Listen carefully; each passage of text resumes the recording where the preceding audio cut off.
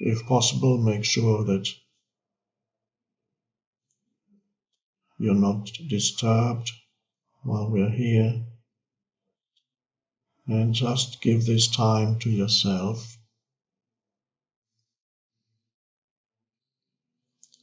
Because really, meditation in a wider sense just means being with yourself.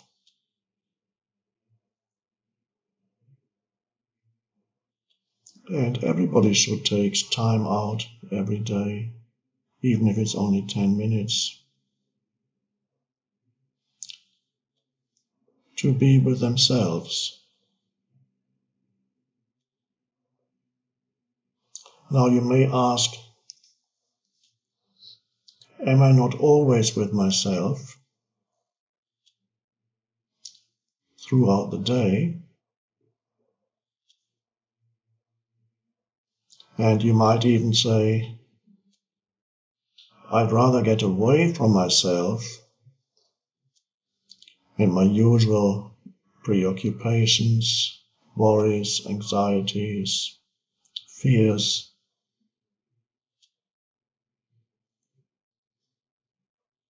So what does it mean when I say being with yourself?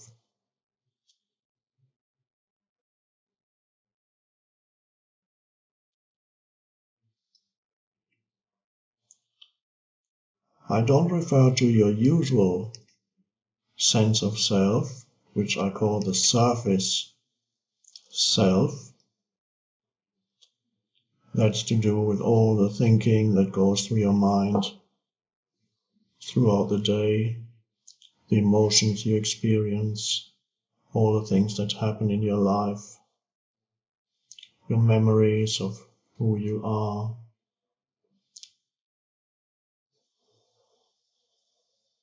In every human being there is a deeper dimension to who they are. And getting in touch with that deeper dimension within themselves, that's really what meditation is.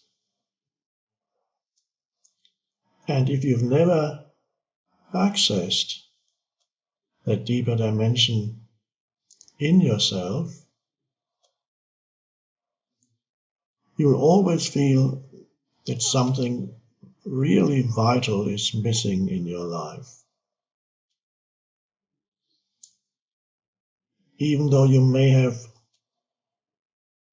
achieved many things on what I call the surface reality, the surface level of your life, maybe you have recognition, maybe you have wealth, you can buy whatever you like.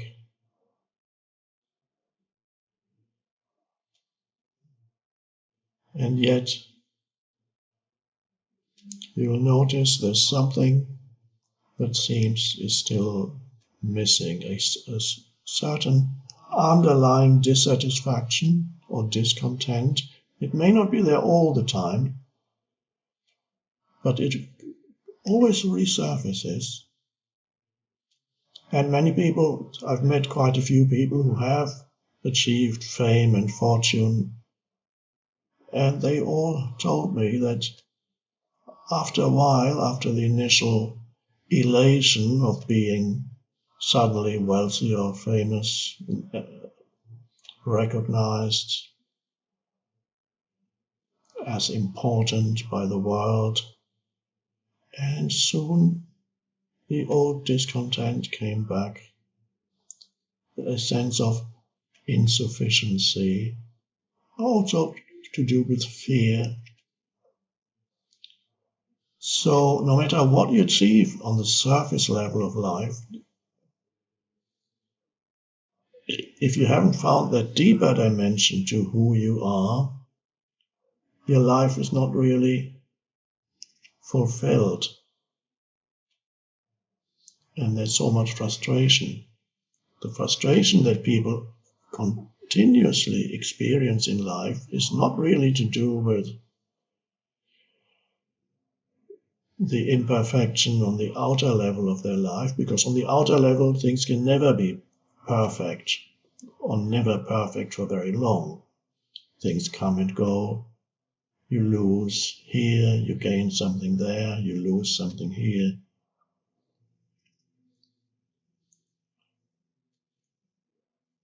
So the dissatisfaction is not realizing that there is something deeper within you, that is more truly who you are than whatever happens on the surface of your life. That really is the spiritual dimension.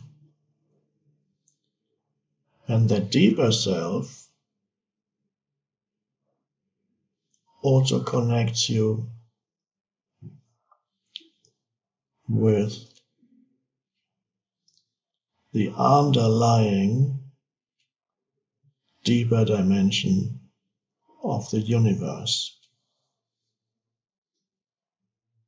Because just like you, what we see in this world, the universe, the world, whatever you call it, it's all the surface of reality. Under that, and the great teachers and philosophers since ancient times have said that, realized it, there is an unseen dimension underneath that. There is a universal intelligence underneath all the phenomena that we experience through the senses. And you are one with that universal intelligence. And the way to connect with that universal intelligence that underlies all the manifold manifestations of life that continuously unfold around you is miraculous. Underlying all that, there is an intelligence. We can call it, there are other names we can use to talk about it. But it's only in you that you can find it. You can't find it out there. But once you find it in yourself, you recognize it out there. You can sense that that intelligence or that consciousness is in everything.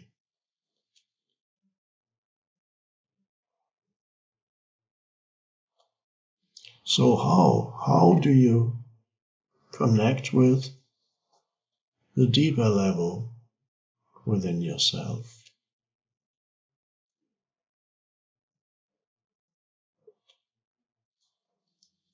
It's deeper than thinking, so you can't get there through thinking about it. It's deeper than the emotions.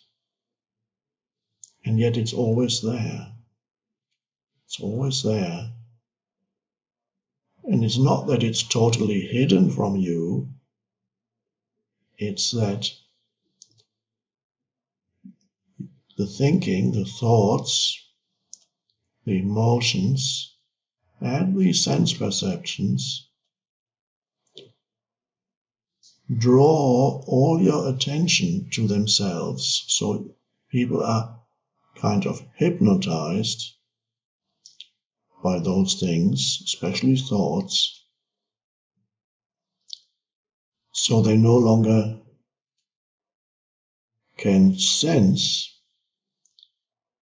the dimension of depths, because every thought really demands your attention, and you follow it with your attention, and then it leads to another thought and another. And so, and every thought is a voice in the head. It thinks, and you go and you think that's your life. All the thoughts that come and talk to you about who you are and what other people, who they are. And continuously your attention is being drawn into that mind activity, and emotions go with it. And that's the usual surface sense of self. And it's frustrating if there's nothing else. Everybody has that surface sense of self, of course, but if there's nothing else in your life except that, then your life is shallow. And the spiritual dimension is missing. So here we are, because we want to find the dimension of depth within ourselves, and it's already here. We just need to become aware of it. How? Well, that's what traditionally what meditation methods are for. But here I'd like to suggest to you to just investigate without actually using any technique as such. Just investigate with your attention what it means to be yourself.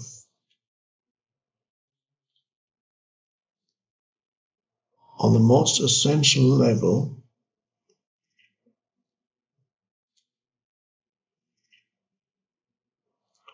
what does it feel like to be yourself?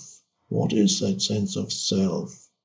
Can you get a taste or a glimpse of that sense of self without thinking about yourself? How is it possible that you can even think about yourself and about your life and all the things that make up your life? What makes that thinking possible? What is the prerequisite for being able to think? You need to be conscious. If you're not conscious, you can't think. But usually, this consciousness is completely absorbed by thinking, and that is what keeps you on the surface level of reality and yourself. So you only know yourself as defined by your mind. You then have an image of who you are. And really that is what ego means in the way we use it. You then have a mental image, you have a self-talk, and you think that's who you are, me. But there is a more fundamental sense of self underneath all that, and that is your simple sense of presence. So I'm inviting you now to sense that there is more to you than all your thinking. What does it feel like without the thinking to be yourself? What is left when you're not thinking, but you're not falling asleep? Let's see if we can create a little gap in the stream of thinking. To some extent, me talking to you already does that. So if there's a little gap in the stream of thinking, like now, you go, and there's a moment of no thought.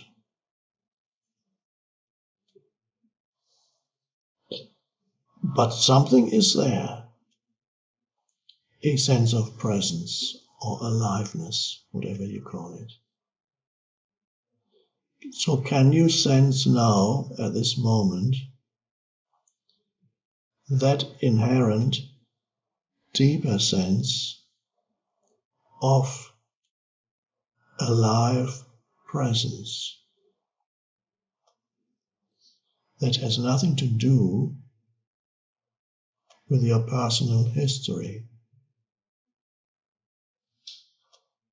It has nothing to do with the past. It has nothing to do with the future.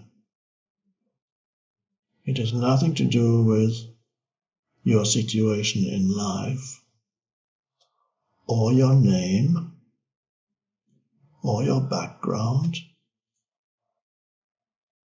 It's beyond all that.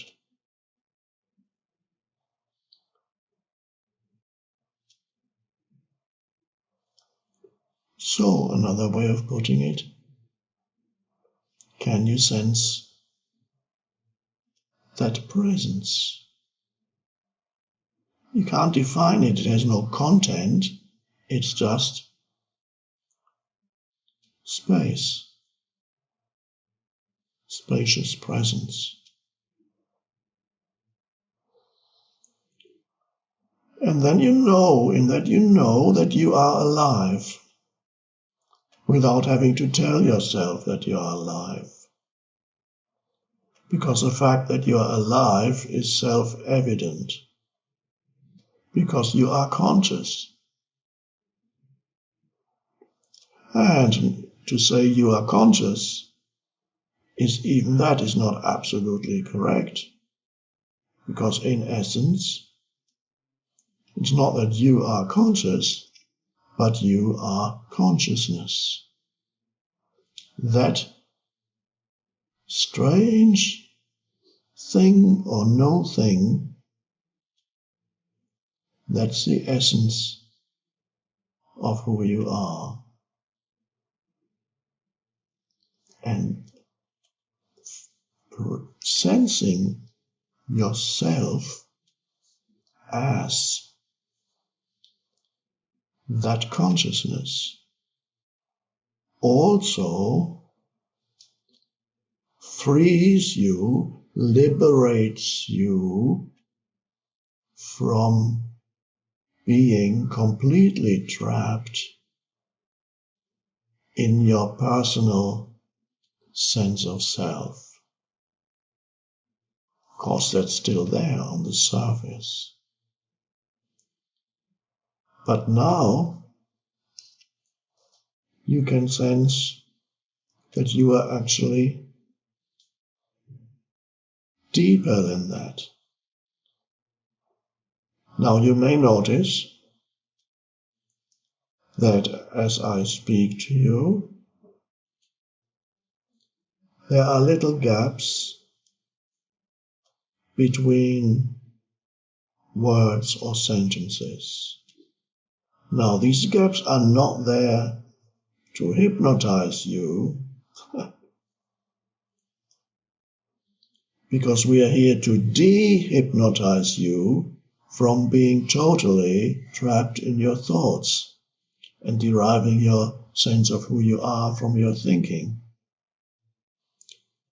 It's to bring you to that presence, pure presence, that's so refreshing, so revitalizing, to sense yourself as that pure presence.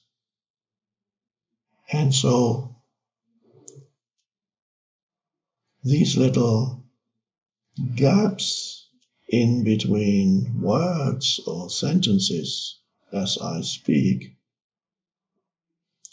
are very important, because you may notice that in those gaps you're not thinking. In those gaps, for example now, you are just present.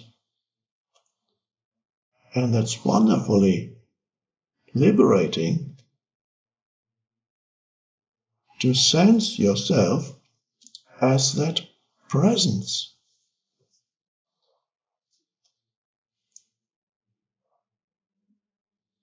Now you may find occasionally your mind may come in and say something.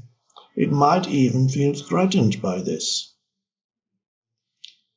And there may even be one or two or three of you who couldn't stand it any longer and they are no longer with us here. But if you're still here and you can sense that what I'm saying points to something very important, and you can sense the reality of what I'm talking about, you may have noticed the spiritual dimension does not require belief, because it's to do with experiencing, knowing directly, not believing in something.